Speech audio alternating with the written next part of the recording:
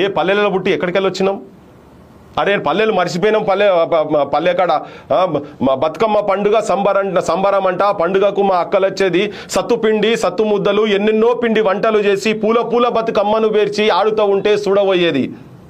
అవి ఎట్లా వచ్చినాయి? ఆ సంస్కృతి ఎట్లా వచ్చింది? ఆ బతుకమ్మ ఎట్లా పుట్టింది? ఇదంతా ఏంటిది? ఇదంతా నువ్వు కొత్త జనరేషన్కి రావాలి. ఇవాళ పంత సెల్ ఫోన్ యుగం అయిపోయింది కదా, వాటిని పక్కకు పెట్టి ఏందబ్బా ఇదంతా మొత్తం సర్వనాశనం చేసి వదిలిపెడతారు తెలంగాణ సాహిత్యాన్ని, తెలంగాణ చరిత్రను మొత్తం బొందబెట్టే ప్రయత్నం వాళ్ళు తెలిసి చేస్తున్నారా?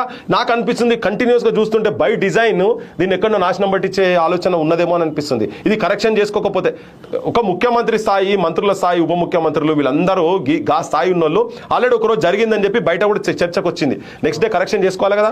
కరెక్షన్ చేసుకోలేదంటే ఇంటెన్షనల్గా చేస్తున్నట్టే కదా. మీరు కనుక పగటి కళలు అంటున్నారు. ఒకవేళ తెలంగాణ చరిత్రను మేము బొంద పెడతామని అంటే మీరు పగటి కళలు అంటున్నట్టే. ఈ ప్రాంత చరిత్రను कोई माइकालाल कुछ भी नहीं कर सकता. कोई माइकालाल కేసీఆర్ తరం కాలే, నీ తరం కాదు, ఎవరి తరం కాదు. ఈ చరిత్రను పొందబెట్టడం ఎవరి తరం కాదు. ఇక్కడ ఏ ఊరికి పోయినా, ఎక్కడ ఏ రాయిని ముట్టినా, ఏ మట్టిని పిడికిల చేతిలో పట్టుకున్నా దానికి పోరాటం చెప్తుంది, సాహిత్యం చెప్తుంది. ఇక్కడ ఎక్కడున్న త్యాగం ఉంటుంది, ఇక్కడ ఈ మట్టిలో ఉన్నది అదంతా.